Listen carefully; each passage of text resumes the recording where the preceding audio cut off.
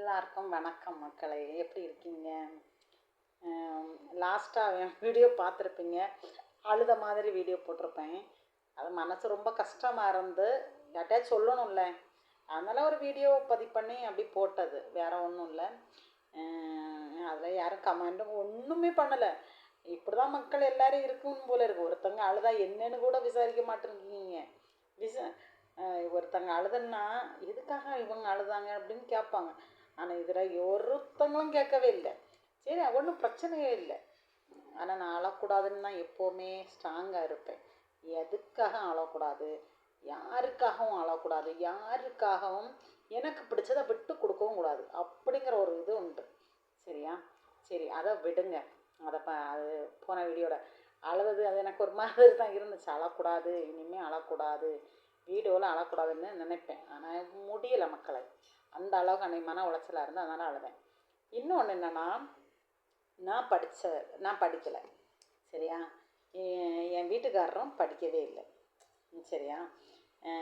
இப்போ என்னென்னா, அவருக்கு ஒரு பாவம், பிராணின்னு சொல்லலாம், பாவம்.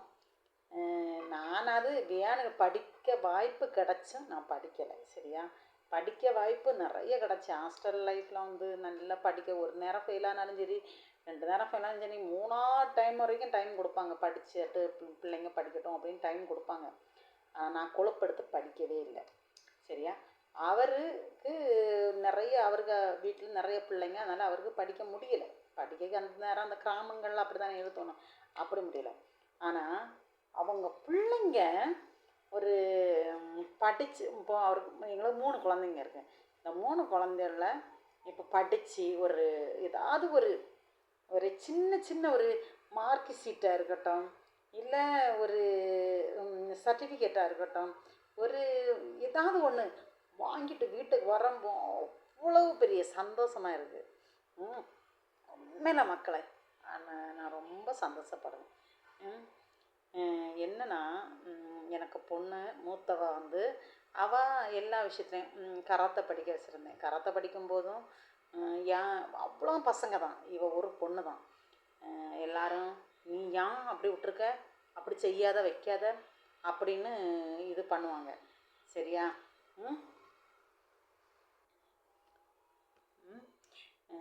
அது ஒரு சந்தோஷமான விஷயம் இல்லையா? நம்ம பிள்ளைங்க ஒரு சின்ன ஒரு கப்பு வாங்கிட்டு வந்தாலே பெரிய சந்தோஷமாக இருக்காது. இவ்வளோ மார்க்கு சீட்டெல்லாம் பார்த்து எல்லாம் பாஸ் ஆகிடுச்செங்கி நம்ம படித்ததை எங்களை சொல்கிறேன். படித்தலை அப்படின்னா அந்த பிள்ளைங்க வாங்கிட்டு வரும்போது ஒரு பெரிய ஆனந்தமாக இருக்குன்னு. அதே போல் தான் அவருக்கு பயங்கர சந்தோஷம். ஆனால் அவருக்கு படிப்பை பற்றி அவ்வளோது எதுவுமே தெரியாதுன்னா எனக்குமே தெரியாது, அவருக்கும் தெரியாது. ஆனால்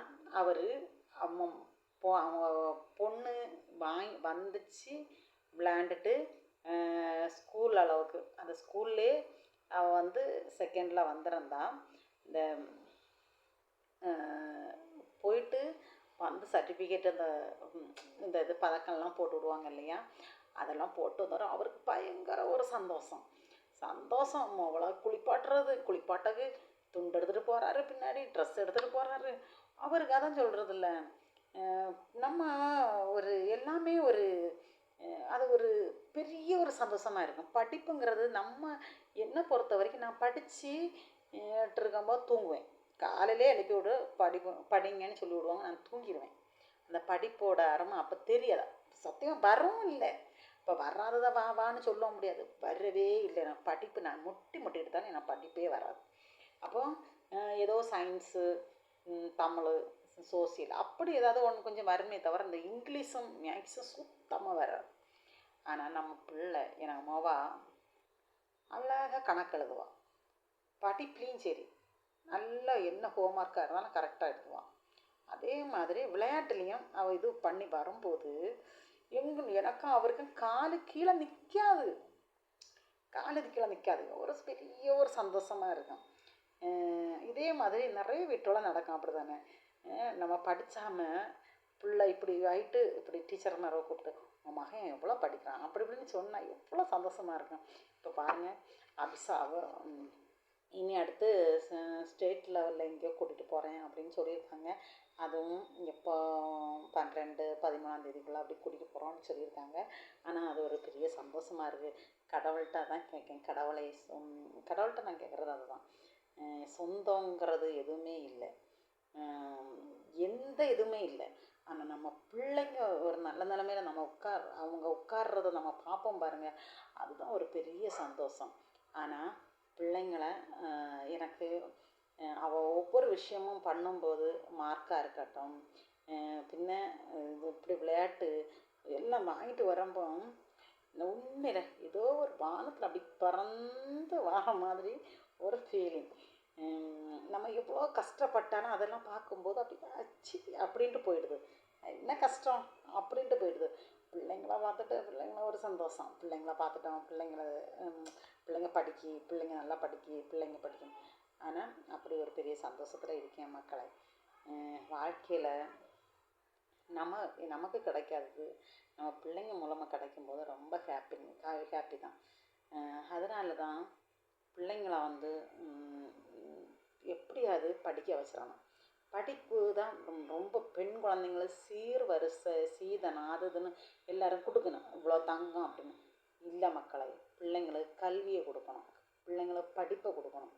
படிப்பை கொடுத்தோன்னா நாளைக்கு என்னவா இருந்தாலும் அதை யாராலையும் விலை கொடுத்து வாங்க முடியாது, சரியா?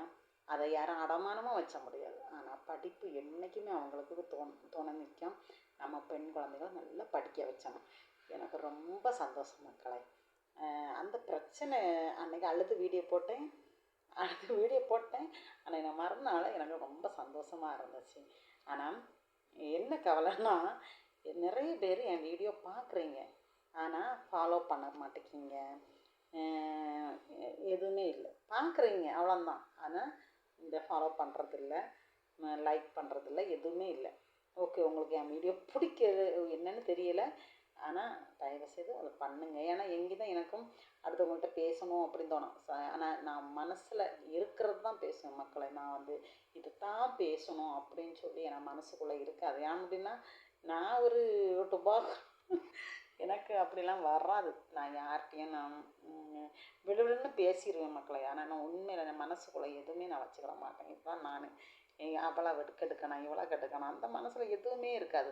ஆனால் நான் சண்டை வந்தங்கி மனசு அவ்வளோ வேதனையாக இருக்கும். ஏன்னா பிள்ளைங்களெல்லாம் விழிச்சு திட்டுச்சு நான் மக்களை. எனக்கு அதுதான் அன்றைக்கி ரொம்ப அழுதது. ஏன்னா பிள்ளைகளை ரொம்ப திட்டுச்சு. இப்போவும் உன் பிள்ளைய வளரட்டும், என்ன நடக்குதுன்னு பாரு அப்படின்னு ஒவ்வொரு வார்த்தையும் விடும்போது இந்த பூமியில் நம்ம பிள்ளைங்களை எவ்வளோ பத்திரமா பார்த்துக்கிடணும் பார்த்தீங்களா? ஆண்கள் கூட சாதுவாக போயிடுவாங்க போல இருக்குது. பெண்கள் மோசம். பெண்கள் என்னென்னா, சண்டை விஷயத்தில், மற்ற விஷயத்துலன்னு சொல்லலை, சண்டை விஷயத்தில் ஆண்கள் பொறுமையாக போயிருந்தாங்க, பெண்கள் விட்டு கொடுக்குறதா இல்லை. நான் எல்லாம் உண்மையில் எனக்கு கோவம் வந்தங்கி ரொம்ப கோவம் வரும். அதே தான் சால்வ் ஆகிட்டங்கி மனசில் ரொம்ப வேதனையாக இருக்கும். ஐயோ நம்ம இப்படி பேசிட்டோமோ வச்சிட்டோமோ அப்படின்னு ரொம்ப கவலைப்படுவேன். எனக்கு இதுதான் ஆனால் நம்மளை சும்மா இருக்கிறத சுரண்டி வைக்கிறது. சும்மா இருப்போம்ல, இவ என்ன பண்ணுதா அப்படின்னு சுரண்டியது, இவ என்ன செய்வா அப்படின்னு சுரண்டி நிறைய வச்சு கொடுப்பேன். வச்சு கொடுத்தோன்னே இவ இப்படி பேசிட்டா அப்படின்னு சொல்லுதாங்க. அப்படின்னா வாயை மூடிட்டுல மக்களை போகணும். நம்மள்கிட்ட விருதே சண்டைக்கு வரக்கூடாதுல்ல. சும்மா இருப்பேன், விருதே சண்டைக்கு வந்துட்டு விருதே வாங்கிட்டு நிறைய வாங்கி கட்டிட்டு போகணும். அதனால் நம்ம கொஞ்சம் சொந்த பந்தங்கள்கிட்டையும் சரி எல்லாத்தையும் கொஞ்சம் கவனமாக இருக்கிறது நல்லது, சரியா? நம்ம குழந்தைங்கள படிப்பை கொடுப்போம். சொந்த பந்தங்கள்கிட்ட என்னை பொறுத்த வரைக்கும் நான் விடணும்னு நினைக்க மாட்டேன். எனக்கு பிடிச்சதே இல்லை. சொந்த பந்தங்கள்கிட்ட பிள்ளைகளை விடணும்னு நினைக்கவே மாட்டேன். நம்ம மேலே உள்ள கோவத்தை பிள்ளைகளை மேலே பண்ணுறாங்க, சரியா? இப்போ எனக்கும் அவங்களும் பிரச்சனைனா நேரில் நம்மள்கிட்ட பேசணும், எனக்கும் பிடிக்கலன்னு பேசணும். ஆனால் நம்ம குழந்தைங்கள்ட்ட காட்டும்போது நாளைக்கு குழந்தைங்கள ஏதாவது பண்ணக்கூட இந்த தயங்க மாட்டோம். அப்படிப்பட்ட உலகத்தில் நம்ம வாழ்ந்துக்கிட்டு இருக்கோம், சரியா? அதனால் குழந்தைங்களுக்கு கல்வியை கொடுப்போம். பெண் குழந்தைங்கள நல்லா பாதுகாப்போம். ஆண் குழந்தைங்களையும் பாதுகாக்கணும். இப்போ ஆண் குழந்தைங்களையும் விட்டு வைக்கல. அதனால் பிள்ளைங்களை நம்ம படிப்பு கொடுப்போம் மக்களை. எனக்கு ரொம்ப சந்தோஷமாக இருக்குது, என்னன்னே தெரியல. ஏன்னா ஒவ்வொரு நாளும் நல்லது சில நேரம் சொல்லும்போது ஆச்சரியமாக இருக்கும். நம்ம தான் படிப்பு இல்லாமல் மக்கா போயிட்டோம்.